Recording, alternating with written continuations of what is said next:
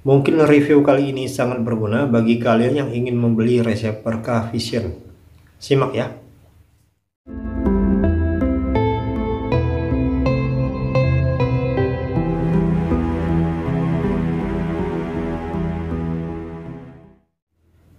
Oke, jumpa lagi dengan saya di Trick and Trick. Jadi kali ini saya akan membahas masalah kekurangan dan kelebihan pada receiver K-Vision. Nah, bagi kalian yang baru bergabung di channel ini, silakan di subscribe dulu ya sebelum kita mulai. Oke, sebagai info, K-Vision itu didirikan sekitar bulan April tahun 2014 ya oleh Kompas Gramedia. Nah, pada tahun 2019 K-Vision diakuisisi oleh MNC Vision Network dengan saham 60% dan sisanya saham 40% tetap milik Kompas Gramedia. Oke, kemudian K-Vision itu mengudara di satelit Telkom 4 ya untuk C-band, yaitu pada parabola besar atau parabola jaring dengan menggunakan dua transponder. Jadi untuk parabola besar, posisi satelitnya sama dengan receiver Next Parabola dan receiver Transvision. Nah, bagi kalian yang menggunakan parabola besar atau parabola jaring, jika ingin menggunakan beberapa produk dari receiver berbayar ya, tidak perlu untuk menggeser-geser antena lagi. Nah, berbeda dengan jika kalian menggunakan parabola mini ya atau parabola kecil, tentu arahnya akan berbeda. Nah, di sini K-Vision untuk parabola mini itu mengudara di satelit Miasat 3A ya. Juga dengan dua transponder. Sekarang kita masuk ke kelebihan dan kekurangan pada receiver K-Vision.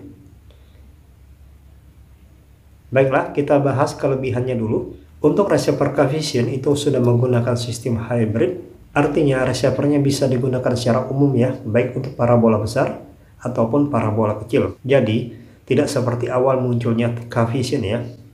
Awal munculnya K-Vision, receiver untuk parabola besar tidak bisa digunakan pada parabola kecil. Begitupun sebaliknya, receiver parabola kecil tidak bisa digunakan pada parabola besar. Contoh, awal keluarnya receiver K-Vision itu ada receiver Bromo dan receiver Carton ya. Receiver Bromo dengan kode C sekian dan receiver Carton dengan kode K sekian. Nah, tanda C pada receiver Bromo itu berarti C-band ya, artinya itu bisa digunakan untuk parabola besar dan tidak bisa digunakan pada parabola kecil. Begitu pula dengan Carton K sekian ya. K itu melambangkan Q-band, artinya receiver itu hanya bisa digunakan pada parabola kecil dan tidak bisa digunakan pada parabola besar. Seperti itu ya. Nah, seiring waktu, kedua receiver tersebut ya, baik receiver K-Vision Bromo ataupun receiver K-Vision Carton, itu bisa digunakan pada kedua jenis parabola ya, berbeda dengan awal launchingnya. Oke ya, saya rasa bisa dipahami.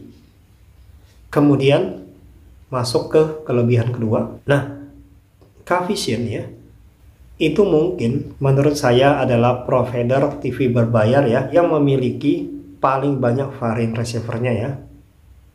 Jadi selain mereka mengeluarkan receiver K-Vision itu sendiri, mereka juga mengeluarkan beberapa varian lain ya, yang dikenal dengan receiver gold. Jadi ini bisa membuat konsumen untuk memilih sesuai dengan kebutuhannya masing-masing. Kemudian kita masuk ke kelebihan ketiga, yaitu channel nasionalnya lengkap.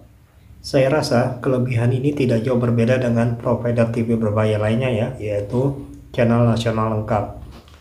Kemudian tersedia juga siaran free to view yang menarik ya. Jadi di sini penonton dimanjakan oleh siaran-siaran premium yang bisa dinikmati secara gratis pada receiver K-Vision. Nah, apa saja itu akan saya bahas di video selanjutnya. Dan selain free to view ya, K-Vision juga menyediakan beberapa paket ya. Nah, apa saja paketnya? Berapa harga paketnya? Akan saya bahas juga di video berikutnya. Jadi disimak ya video berikutnya, karena jika saya bikin dalam satu video saya rasa akan kepanjangan ya, dan itu akan membuat kalian menjadi bosan ya. Sekarang kita masuk ke kekurangannya. Jadi di sini kekurangannya saya hanya bisa menyimpulkan dua ya. Pertama, untuk kualitas gambar ya. Jadi saya harus jujur mengatakan untuk kualitas gambar K-Vision ini masih kalah ya dengan rival-rivalnya ya. Apalagi jika digunakan pada televisi 32 in ya, sangat tidak saya sarankan ya. Karena gambarnya akan terasa pecah ya. Jadi untuk kualitas gambar, jelas Cavision ini mengalami banyak kekurangan ya. Jadi di sini saya memberikan informasi yang sebenar-benarnya ya, tanpa menjatuhkan provider TV manapun ya. Karena pada video-video selanjutnya saya juga akan membahas provider TV lainnya ya. Jadi sebagai perbandingan buat kalian yang ingin memberi receiver dari provider TV berbayar. Nah, untuk Next Parabola sudah saya bahas secara lengkap di video-video di channel saya. Silahkan kalian cek sendiri. Kemudian kekurangan yang kedua ya, siaran free to view-nya tidak sama ya antara satu varian receiver dengan varian lainnya ya. Nah, jadi bagi kalian yang mengutamakan siaran free to view dari Cavision, saya sarankan kalian membeli receiver Cavision Gold ya. Oke, hanya itu yang bisa saya sampaikan mengenai kelebihan dan kekurangan pada receiver Cavision ya.